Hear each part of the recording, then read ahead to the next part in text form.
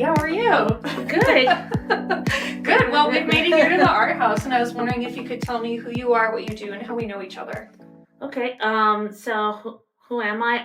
I'm Dee. I am half owner or co-owner with Candela. I'm half own the art house. Mm-hmm. I am an artist. I'm a sewer, and I'm a retail owner. I think we know each other through Bradenton. When I was at the Vintage Wine, That's right. Okay, you came in and you asked if you could do a photo shoot. Yeah, I know, you and I just got to talking, and we haven't stopped since. We haven't stopped talking.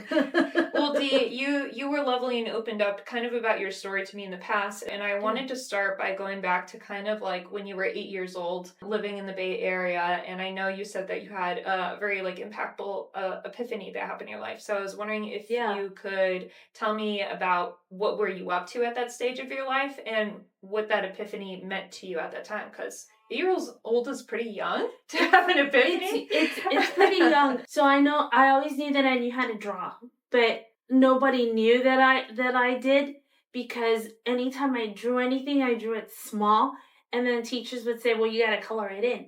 So once you color it in and it's this small, it's a blob.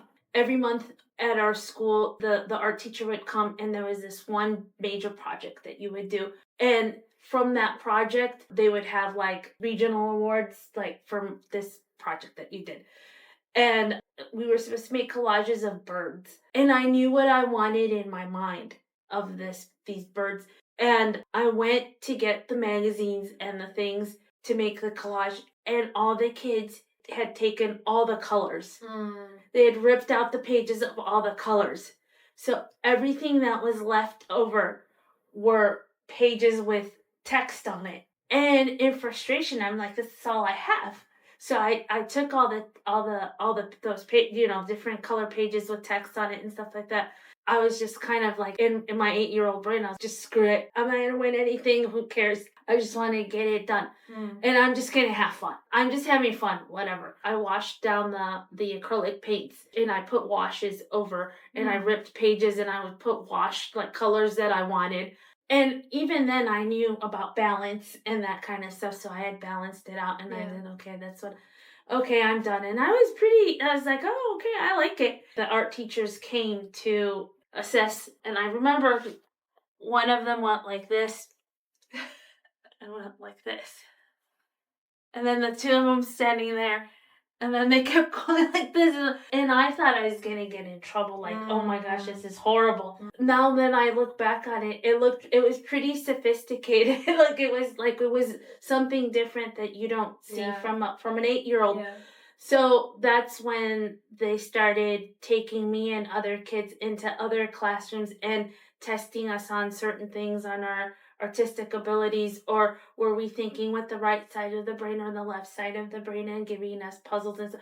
So that's when I figured out, like, whoa, I've got something. And then my parents, they were just like, wow, she's good at something. Let's support it and let's give her things and sign her up for classes and things like that. So what was the specific epiphany you think you had from that experience? I think when I was done, I looked at it and I said, why was I stopping myself? Like, why did I stop myself? I'm never listening to anybody else, ever. If they tell me to color it in, I'm not coloring it in. Yeah, right. Like, I'm never letting anybody get in my way on what I want, whatever it is, because that's the only thing I can actually control. I can't control anything around but I can control. That's a lot to think of. But I can control that. Yeah. And I'm gonna never let anybody control it. You know when to put the crayon down and when to take it away. Yeah. And they're like, color it in. No. That's insane. Wow. You're gonna get in trouble. I'm gonna get in trouble. Right. I mean, there was hard. And there was another instance where they called my parents in for a parent-teacher meeting. And they would do that a lot to me. That was different. They called my mom, and the teacher said, she's a really good writer, and this is what the kids do. And this is what she does. Those papers where there's space to draw, and then on the bottom, space to write. So on the space to write, I had gotten fancy, and I thought I was gonna put curly cues on the end of every letter. So there were curly cues. And my mom looks, she's like, "What's wrong with it?" My mom was like, "Will you call me out of work for this?" Yeah. She looks at me and she goes, "Why did you put those curly?" I said, "I saw it in a picture book that they had the things like that." It was like English writing, Yeah. like, and You got it was inspired. calligraphy. It was Yeah. calligrapaphy. Yeah. And the teacher was like, "Oh," she's like, "Calligraphy." And I said, "Yes, Mrs. Kelly." I remember her. I remember Mrs. Kelly. You gotta listen. Kelly. You gotta ask Mrs. questions. Mrs. Kelly. Then you felt like, oh, there really isn't wrong. This kid was expressing themselves.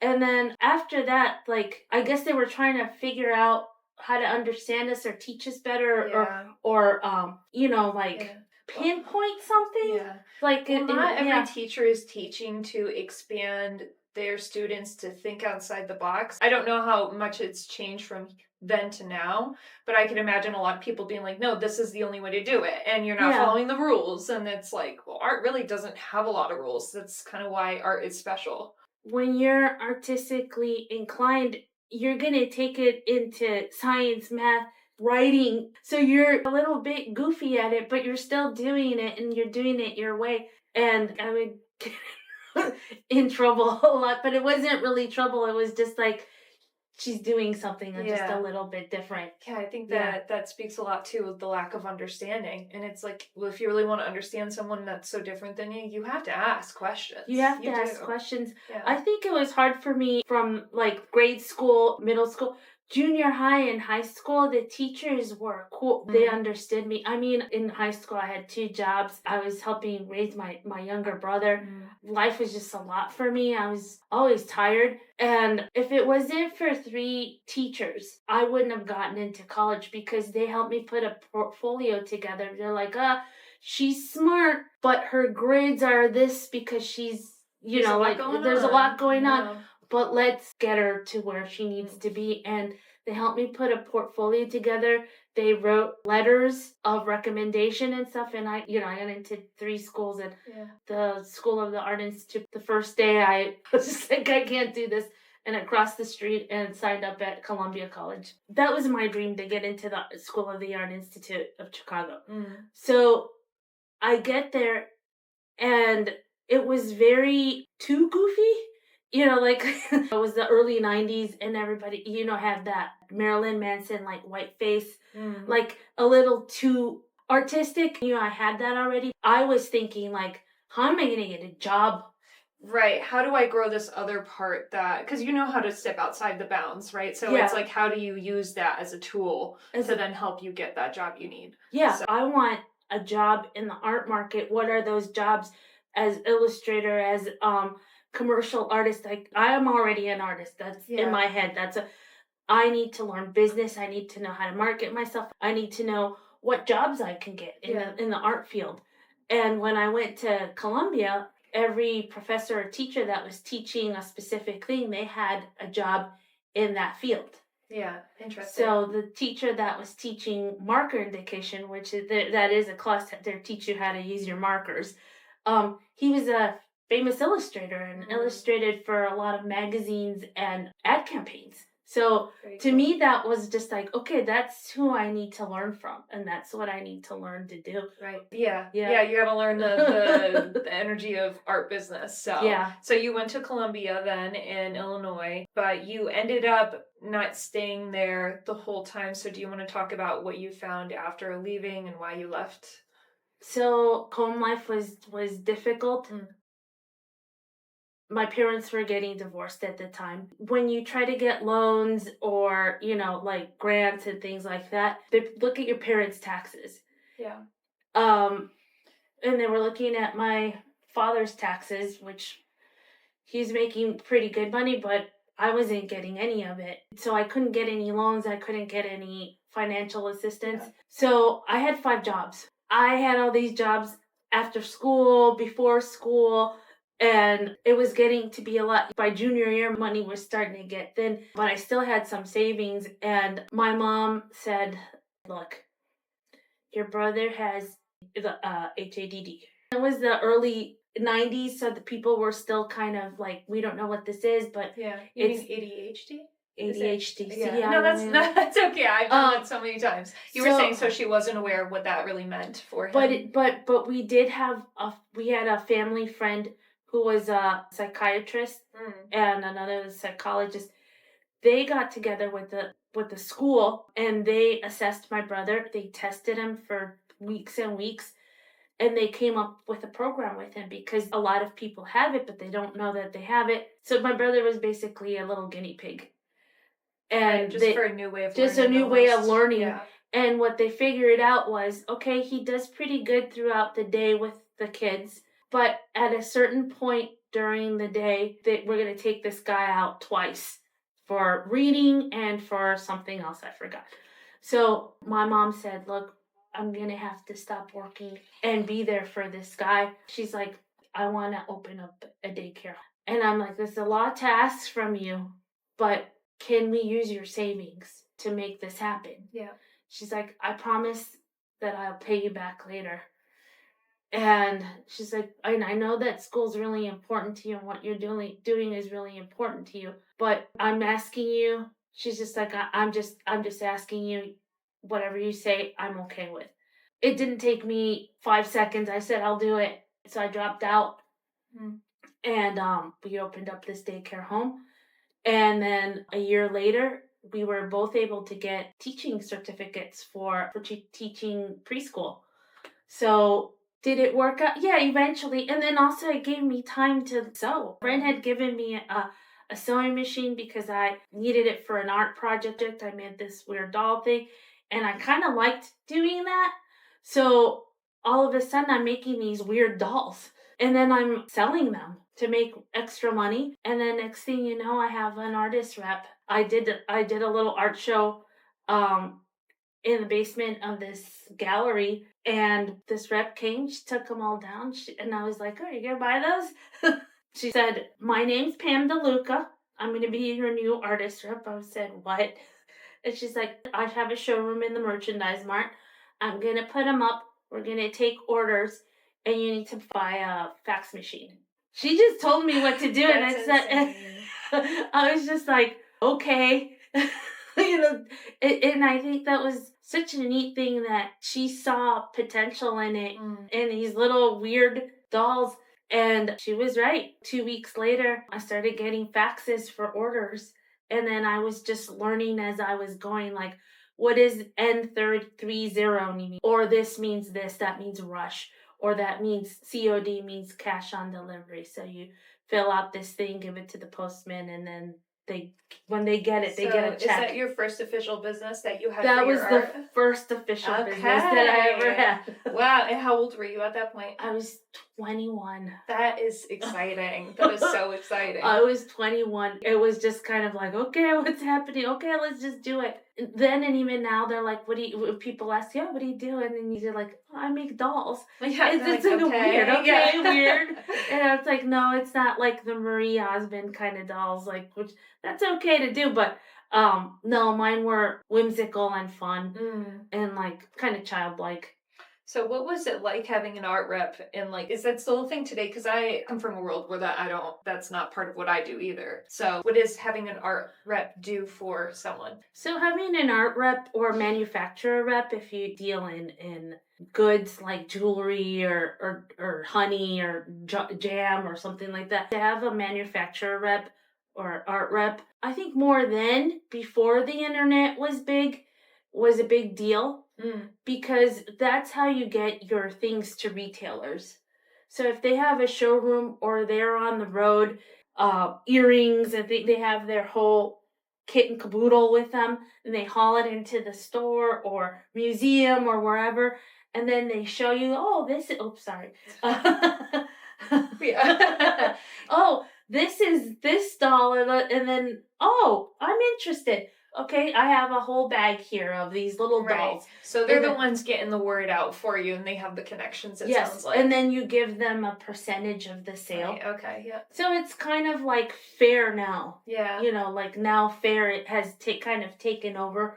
But there's still art shows. There's still, like, if you go to Vegas, the buyer's market is huge there, and or Atlanta. She actually would go to Atlanta, and then I had another art rep, Shirley DeMarco in California, and she would just go all up and down the coast. That's crazy. Wow. What And a then job. between the both of them, at one point, I was in 179 stores or shops or little museums. That sounds pretty successful.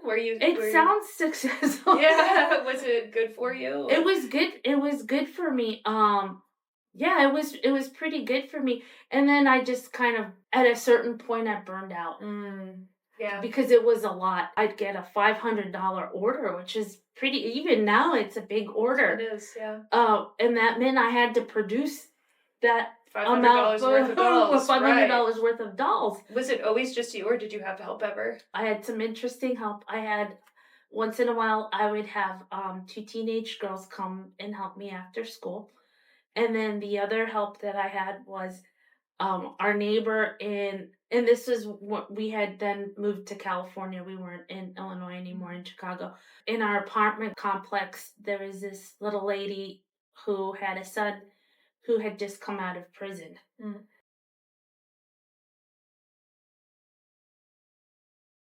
And somehow in talking with my mom figured out that he used to sew in prison. He used to sew blue jeans. And I was desperate, and I didn't know anybody else who sewed. So when I knocked on the door, and I said, "Hey, I make these dolls, these weird ass doll, make one for me." Yeah. Can you help me? Like, can you sew this? And he said, "Well, let me see." He's like, "Give me a sample of what you want." And I gave him, and he goes, "Okay, let me see if I can trace and sew and do what you need me to do." So I gave him 5, and then half an hour later he came. He goes, "That's pretty easy." He's like, "How much?" So I started paying him $15 an hour to sew bodies for me. Okay, cool. There you I'm go. like, you can sew bodies, legs, arms. Samdi, do you know how hard America makes it for someone that has been in prison in the past to find a job, and you are just going around that system? Look at you go. We need more sewers in the system. He did that, and he actually told me that. He's like, "Thanks for trusting me." He's like, "Do you know how hard it is for me to find a job?" Yeah. And until he found a job, he was sewing bodies. Yeah. Like, well, little doll you bodies. You helped someone have a purpose again, and that is so important for people. So that's pretty cool. Pretty cool. I don't know if I see it like that, but I mean, yeah. like, we were able to help each other. The end all be all, like, oh my God, look at, I can make a doll now. But no, it's just, when you come out of a system like that, I mean, maybe I don't know, but I can imagine coming out of a system like that, you have a lack of trust now with the people around you. You have that on your record. So to have someone just lend a hand and say, "No, I trust you to do this," like that does feel purposeful, and it gives you a little like, okay. And let me tell you, I was like, this guy with the little tattooed tear. Yeah. He's rehabilitated. Like, he's a human being. He's just like he's like, so he hit a rough patch. So he's trying to do his best. Okay, look, and I need help. Yeah. So I would pay him, and he'd give me stacks of things, and then I would turn them out. And then the teenagers would help me stuff. And then I would sew the bodies together. And then the teenagers would come, and we would take these big pieces of cardboard, put them on the bed and on the counters and stuff. And then we would just gesso and paint dolls. And then the next day, they would help me make these hair. Like, we would bundle hair. So it was just like a little factory. We had a little factory going. So you figured it out with what you had, it sounds like. So very cool. Yeah.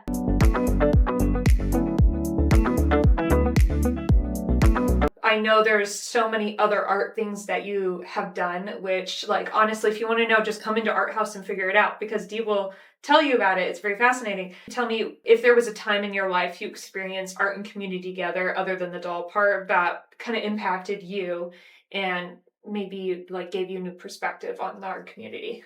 So the art community in Chicago is pretty good, but I felt like I was a crafter, like I was crafty more than art. So it didn't really like really fit in. And maybe because I had dropped out, I wasn't connected to the art scene. So when I moved to California, we lived in Studio City. And in Studio City, there's this strip kind of shopping, like fun place, Ventura Boulevard. And there was this place called Handmade Galleries. And in the in the 90s and early 2000s, there was these like craft mall kind of things. This is no craft mall. This was like this funky art, cool place where there were booths, but all the booths were like artist art, funky jewelry, things like Betty Page pinup girl things, and like really punk stuff, like edgy books, like antiques and things from like communist China. Like it was just like all kind of like really fun and funky stuff. And also it was like the people who were artists or had some of these businesses that were there, they were also not just artists, but they were also in the industry, like in the film industry. Some of them had been writers or were up and coming writers or actors and that kind of thing. And then the people who shop there, a lot of them were in the industry. It was a kind of fun mishmash of different creative type things, and it was really nice. And Andy, the owner, she was amazing. Like, she was very open. One time they even said, Dee, I was gonna buy mannequins, but can you make 6-foot dolls for the window? She's like, whoa. And I was like, okay. She's just like, think about this place and make it that it would match this place. So I made 2 big naked dolls, a man and a woman. And I gave the girl big boobs, and I rhinestoned. That's so clever. And then I gave her like a nice like bush with like so. And then the guy had a meter, she had rhinestones like it was shaped like a heart. Yeah. And it was just like, they were edgy but fun, and then kind of like a Betty Boop kind of face. And then the guy had, had muscles, and like he was blue and she was pink. Hey, you want to get someone in the door for something weird, that's what you get them with. And they were like satin and painted their face and stuff. And then all of a sudden people wanted giant dolls. That's so funny. But it was really fun. So she was really open to things like that. But Amanda, her manager, she was in charge of all the consigners, and then us, the people who worked there. And she was so giving. Like so giving. And also we all gravitated towards her, and we all did fun things together, and we would come up with ideas on, let's fix this booth for this artist, let's make it look really cool, or let's give suggestions, or let's make a fun window. One thing is to collaborate artistically, but to collaborate to better a space and a people. Yeah, not just for you, but for everybody. For everybody. Like. It wasn't intentional, like it wasn't like I'm gonna, do this for. No, it was just so organic and so good, and we really all got along really well. And Lars, who also worked there, he was in his late 70s, and I was in my 20s. We were friends. Yeah. That's the most beautiful part about art. We were friends, and we got along. I mean, it was funny. We would get on each other's nerves, but we knew we were doing it, and it was fun for us. Yeah, right. It was fun for us, but what a great place. We're all different ages, all different races, all different backgrounds, walks of life. And for some reason, that place worked. It just meshed. That is interesting how a certain space can bring a lot of different personalities together, but yet it works. Yeah, it works. And I was able to take that, and then wherever I am, I want to give that kind of encouragement to artists and to creative people. And to, to not to criticize, no, I don't like how you did that button, but it's more like, okay, that button's a little crafty. How about take off that button, and then all of a sudden it's fashion. It's not arts and crafts, it's fashion. And again, it's not to criticize. I know what I know, and I'm just giving you a suggestion. Yeah. You take it or don't take it. I think you're awesome, but I think you can improve. Yeah, right. And encouragement. Encouragement. And I require the same as well. My partner Chad will say, "You're almost there." You have to be honest. You're almost there. And I'm in my brain. I'm like, oh, but I was there. Well, I mean, I think that goes back to a very like basic tenet of humans, that we take things very personally. So in the art world, especially when you have a community, you have a lot of different brains coming together. But especially if you have experience and you know that.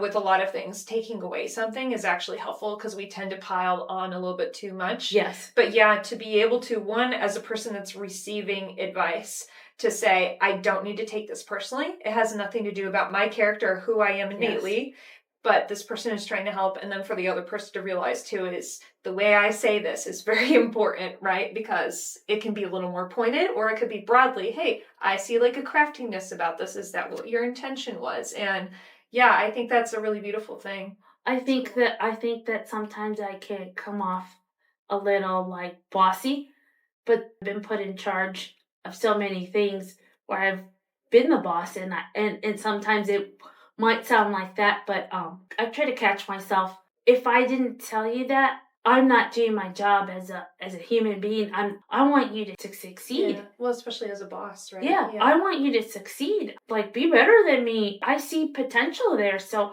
I want to guide you. Yeah. Well, I think that's too for the human brain to discern.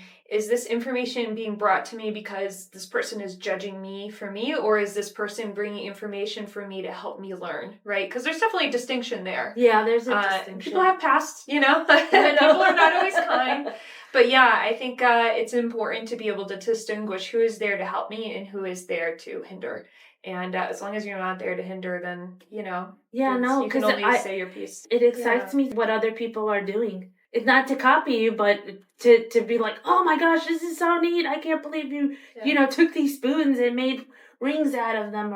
Or Keenan, you took skateboards and turned them into art. Like, to me, that's amazing. Like, that's something that if I attempted to do, it's too much. Yeah, right. I don't know if I would want to do, but I do love looking at it, and I do like it hanging on our walls. Yeah, shout out Keenan. Yeah, shout out Keenan. Okay, so let's move on to you moving to Florida. So I know over the pandemic, that's when you and your partner decided to move down here. And I was wondering if you could tell me what it was like kind of going around town for the first time, and what you thought to yourself after seeing what the town was like. So I wasn't sure. It actually took me a year to figure, he kept asking and asking. And then during the pandemic, I was like, I'm done. I'm done. And then so when we first drove in, it was at night, and we drove on the bridge, the teeny tiny downtown area. Yeah. And I was like, this is charming. Coming from the big city, Chicago, and I grew up in the suburbs, and it reminded me like a little bit of the suburb that I had grown up in, and like the little downtown area. And I was just like, that's charming. That's really charming. It is very different. I felt calm. There's no real winter. It's always green. The hot weather is good for my bones. I have arthritis. And then just the trees with the moss. It was just very, like I felt like I was in a novel. It's just very interesting. It's sleepy, but it's not. It's sophisticated, but not. Yeah. It's right by the beach, but not. It's just like, and it took a while to figure out the places that I like to go to. And one of the places that when we were driving that night, I saw this thing that said the Cat's Meow, a vintage marketplace. And I said, I think I have enough savings to open up a booth. I said, I'm not getting a real job. When I get here, I am not getting a real job, and that's it. And I saw the opportunity to go into the Cat's Meow. I opened up a booth. And then again, there was people there that were like-minded, and it was fun. And, I made some friends there, and it was good. Yeah. It was good. Yeah. I'm like, okay, Bradenton, this place is good. Yeah. Shout out the Cat's Meow too. I know, love shout it out, in yeah. there. It is so fun.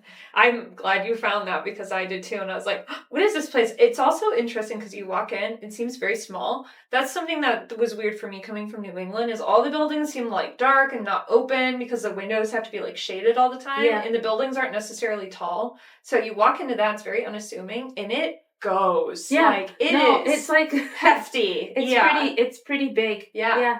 It's pretty big. And yeah, like you said, you just go in the nooks and crannies and see what spaces are open to you. Yeah. So you now co-own this place here, which is called the Art House. And I was wondering if you tell me who your business partner is and how you two met and led you to this space today. So my business partner is Candela. Hi, Candela. And we met. If you live here in Bradenton and you frequent the Village of the Arts, Candela used to run the Bradenton Art Markets. They used to be called the 1313 markets because it was on 13 and 13. Or Adobe used to run, still runs them, the Kava Bar.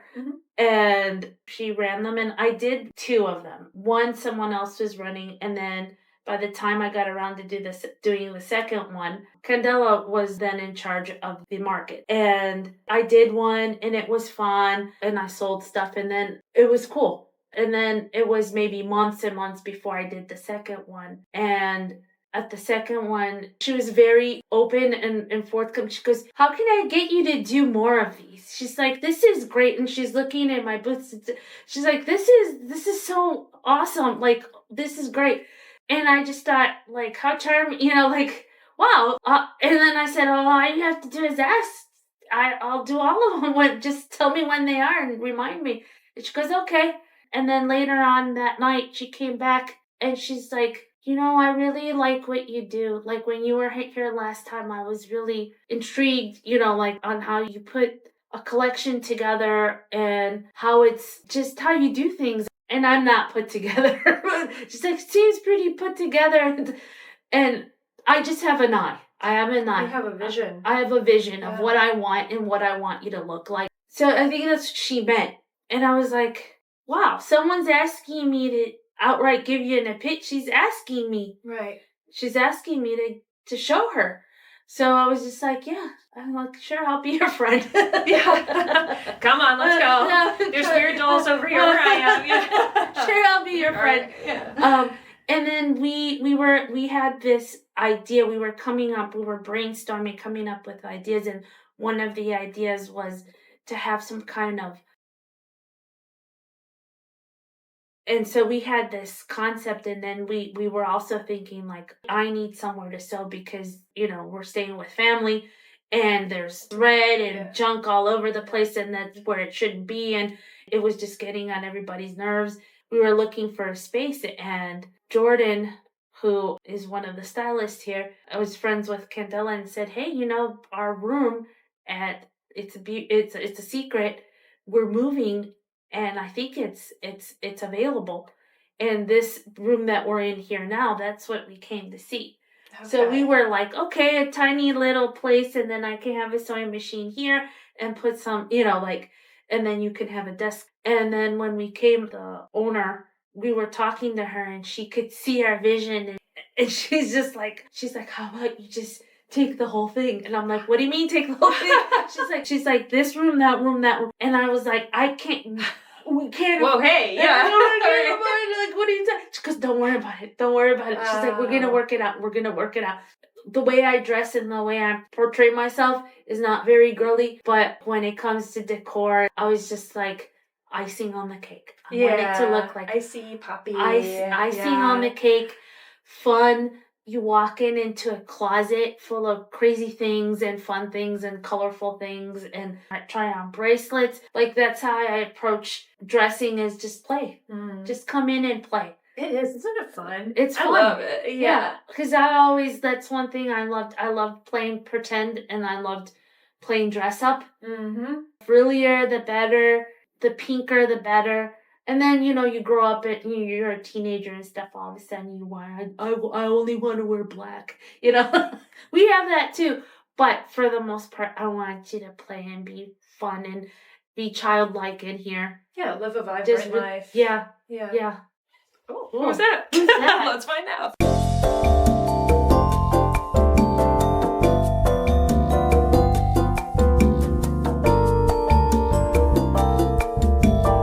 All right, hopefully this time it actually is doing its job. So, okay, Dee, could you please tell me what Art House is and how it's different from a regular boutique? So first, the property, 100-year-old house. We're on the river. The parking lot, it faces the river, the back part of the house. So it's really pretty. There's a gazebo. You can sit there. It's just, the property itself is beautiful. And then it's a secret beauty lounge. So it's a beauty lounge with a boutique in it. And because some of the service requires a waiting room, so you can come and sit and shop. You can look at things like, hey, what's that thing? Come bring it to me. We want you to shop. Yeah. But we also, if you need a quiet space, if you need to think, if you just need to sit, come and sit. Even if you come just to sit and to look and to get lost in the things that we have for a day and not buy anything, that's okay. You know, we'll get you another time. When you're ready to buy, you're ready to buy, and that's fine. But come and see what we have. Come and get lost in the art. I love coffee table books and I love art books. So there's just a lot of fun things that you can come do here. I teach sewing classes. We have a little bead bar, so you can make a bracelet, you can make a keychain, you can come and hang out. If you buy, that's great. If you buy another time, that's great. We want you to feel good when you come in here. Or come up with ideas. If you want to sketch. If you need somebody to talk to me. I always have alterations that I'm working on, and I can sit with you on the couch and sew while we're talking. It's just a hub. It's just a hub. People. Yeah, it's a living room where everything's for sale. Yeah. It's set up that way. I don't want to say it's a safe space, but it is a good space. Yeah. It's a good space. In Chicago, there was this house meditation rooms where you would sit and just meditate in these rooms in this house for free. And what a gift.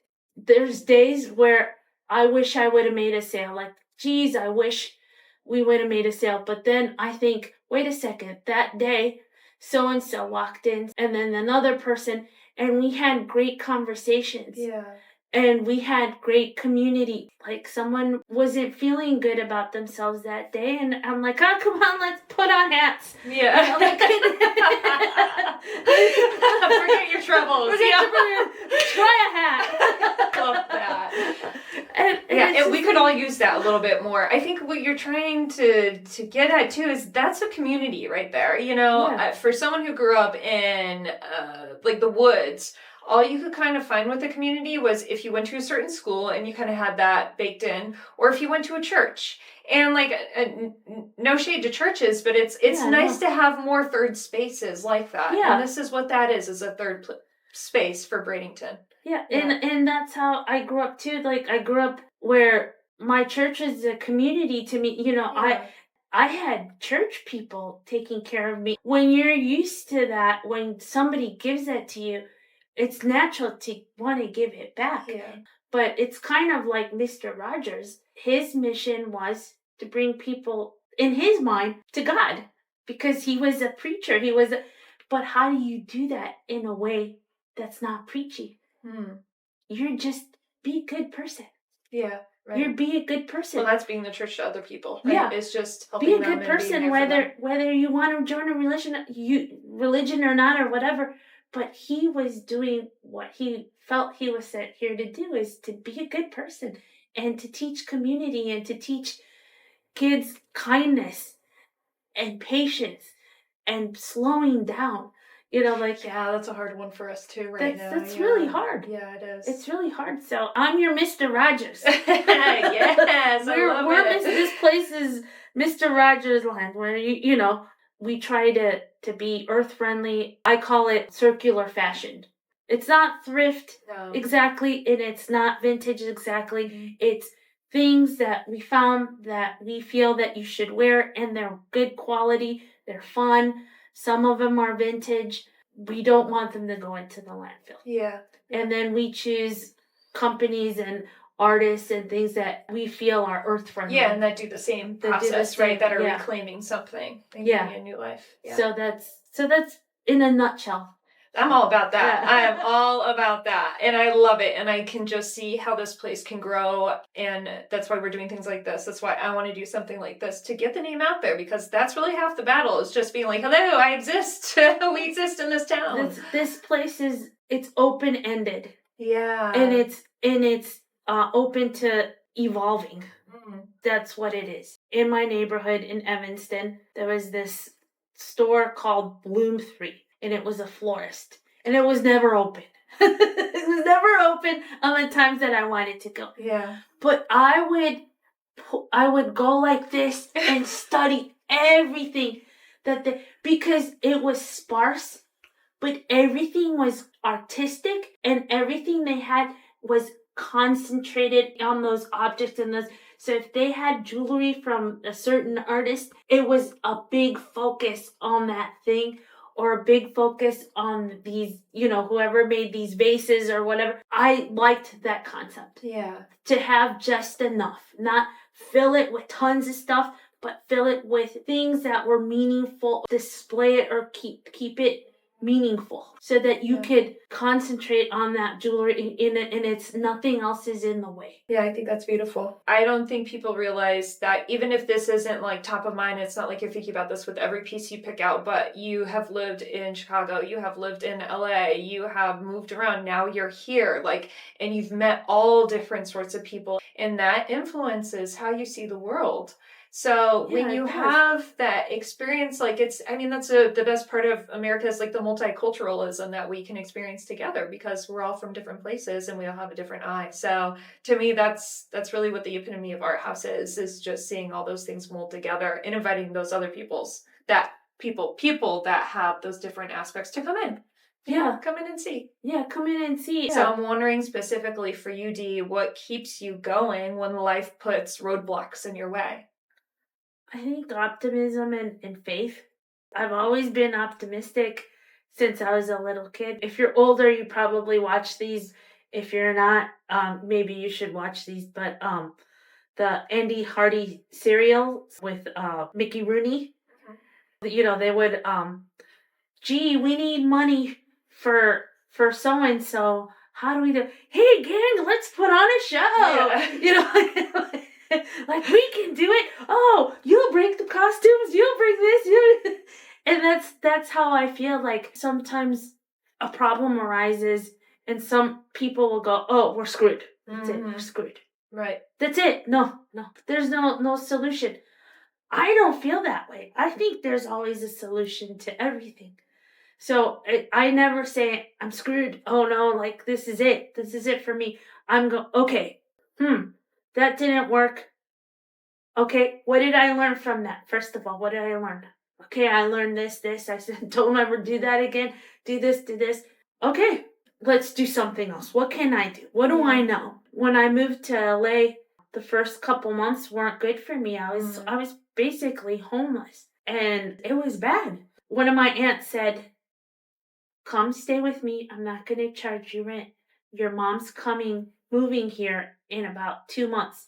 You have 2 months.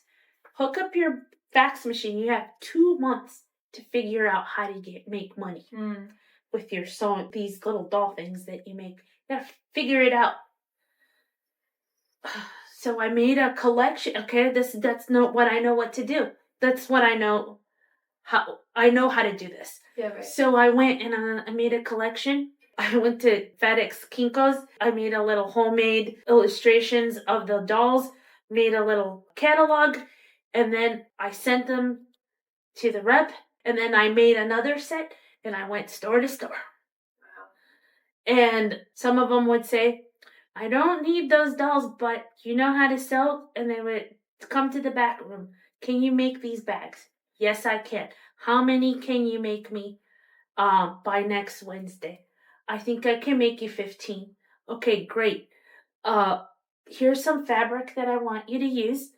Make them, and then when you bring them, I'll pay you. Yeah. So then here, Tuesday I was there. So you found a way. You always have to find a way. Yeah. If one thing doesn't work, another thing works. But the thing is, work. If I feel like, okay, this isn't work, I try to find another, not a loophole to do less work, but a way to figure out how to make ends meet, money, or how to you gotta find that solution. You have to find the solution, especially if you decide to be an artist. Right. If you decide to be a creative person, say goodbye to money. Farewell, farewell.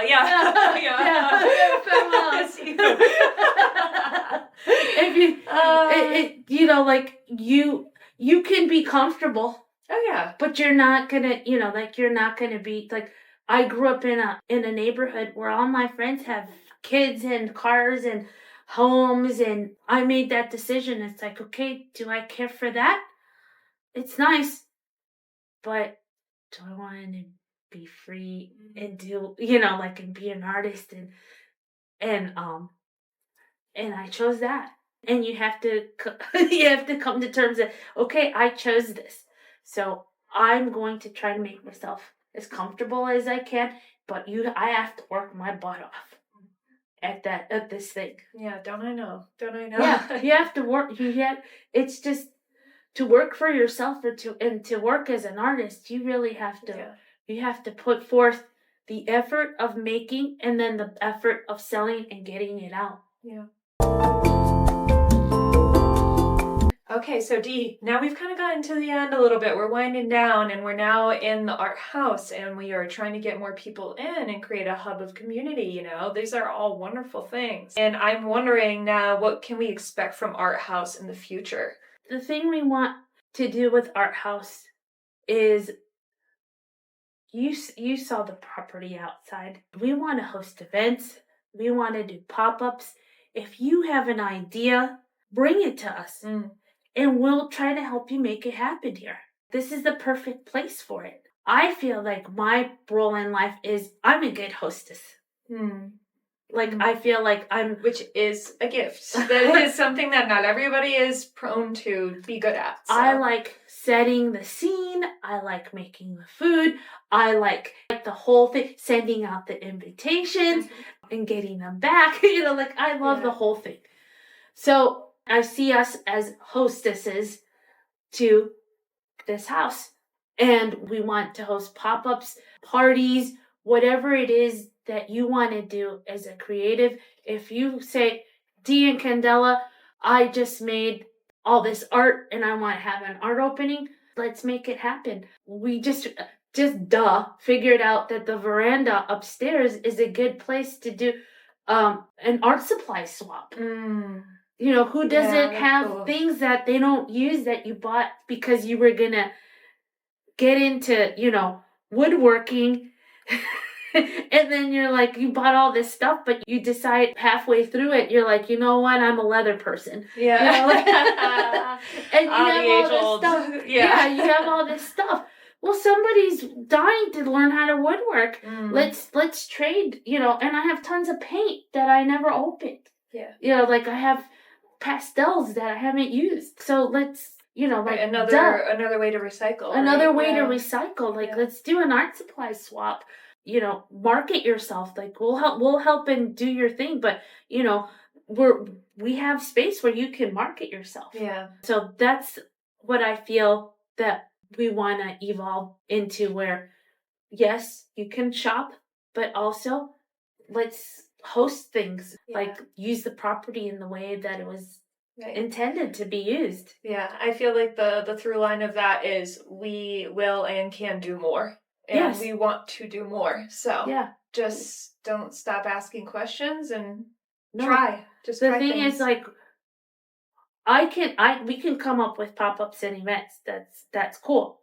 Well, you have the space. We have the space. Right? We have the space to provide, and we're concentrating on the inside of the space, and with product and art and stuff. But I'm not saying we don't have time. We can always make time. But what I can come up with is not as grand as what we could do together. We can do together, Yeah. or you can come with the person that's watching this. Yeah. If you have a grand idea, I can help you. But you come up with the idea. Yeah, right. I've got my hands full. Yeah. I think that's very reasonable, because that, I think, is a big part of when you have an idea, you're like, oh, but I don't have the space for it, or I don't have the connections for it, you know? Where's that connection? Where's that space? Hey, we are here. And that's something I always, like, even when I first moved down here, there's definitely, like, you get this in every town. There's always someone that's a naysayer and they're like, oh, I hate this town. Why would anyone live here? Why would anyone come here? It's like, well, people are saying that about New York City. And, you know, there's always someone that wants what you have, sort of thing. So I think if you really want to know about the town, you got to go out and you got to look for it. So, and here we are. Right in the open. We have a cousin who grew up here, and she's like, why do you guys even love it? Like, why do you guys like it? Like, I want to live in Chicago. And we're like, have you not seen the birds that are here? What about the birds? Birds? I'm like, are you insane? You guys have awesome birds. And we all laughed because it's just like, out of everything, it's like the bird thing. We're like, we both at the same time said, have you not seen the birds here? Like, you gotta start with the birds. Yeah. Just alone, like, where do you see a pink dinosaur bird with a bill, like a weird bill? Yeah. You know, like, Florida is weird, but in a really cool way. In a really cool way. Yeah. It's really its own world. It's its own world, and I love it. I'm living for it. In Chicago, I couldn't wear colorful clothes or, you know, weird socks with sandals. I mean, just like, you can't. Here, it's just like, when I got here, I was just like, I'm gonna goof out on my clothes. I'm gonna dress exactly like, I'm gonna, you know, I'm just gonna go all out and dress. Yeah, do what you want. Fun and do what I want. Yeah, that's beautiful. Do what you want. So I would love to wrap this up in a pretty little bow, and I was wondering, Dee, like everybody else I asked, could you tell me a song or an album you think people should listen to in their lifetime? Album, I would say my favorite album of all time is the Tijuana Sessions Volume 1 from the Nortec Collective. And they came out like in the early 2000s. And the Nortec Collective is a collective of DJs and electronica musicians in Tijuana. They somehow managed to merge electronica, house music, that type of music, with traditional norteño music, which is the oompa oompa kind of like accordion. Yeah. And the kind of music that if you grew up like second generation Mexican American, you're almost embarrassed of, like, because it's like, oh man, it's the music from the hills. It's kind of like rednecky kind of Mexican, the way you've seen it interpreted maybe and received. Yeah. But that made you appreciate and see the art and the beauty and the culture. Then you're no longer embarrassed because it's like, it's beautiful music. Yeah. It's something beautiful. To be proud of. It's something to be proud of. And they took that redneck norteño music and they merged it with electronica, which is very cool. And each musician in that collective figured out their style and how they produced and made that kind of music. And I went to the record release party in 2000 in Los Angeles. And it was these 4 folding tables with Mac computers. Those computers. It was just lined up. And these guys are making the music on these laptops and computers. And I was just like, wow, this is genius. That just opened my eyes into music that is a little out there, but also like very catchy and fun. Yeah. There's this one song in there that says, "This is Tijuana." With the music, they're mentally taking you to Tijuana. And because there's great parts of Tijuana, and there's bad parts of Tijuana, and there's touristy parts of Tijuana. You're mentally being taken through Tijuana. Yeah. It's cool. Yeah. Well, as someone too that like I like to put, so my little secret that everybody can hear listening to this song is or listening to this episode is when I am like struggling to do deep work and I know I have to go in and like write some emails and read stuff and like copy and paste things, I will put on Take 5, which is like a very jazzy, like classical sort of song, and I love it because it gets me in a flow. And that album specifically that I looked up last night when I saw your answer to it, I was like, this is another deep work session I can use. Like, it made me really excited because there's not a lot of words that I'd even saw. I don't think there is any. There's not much. But I love that because it kind of gives you through a rhythm, and it felt like fast-paced but like intricate, and it makes me really excited to listen to it. Now it's like, oh, it's sophisticated. It's cool and weird, and well, that's cool. I like it. Well, Dee, thank you for the time that you put into this. I cannot wait to see where our house goes from here. Me too. I'm excited. And whatever you do, I know you're not going to stop. So no, that's what we love. Thank you. We did it. Thank you. Very cool. Nice work.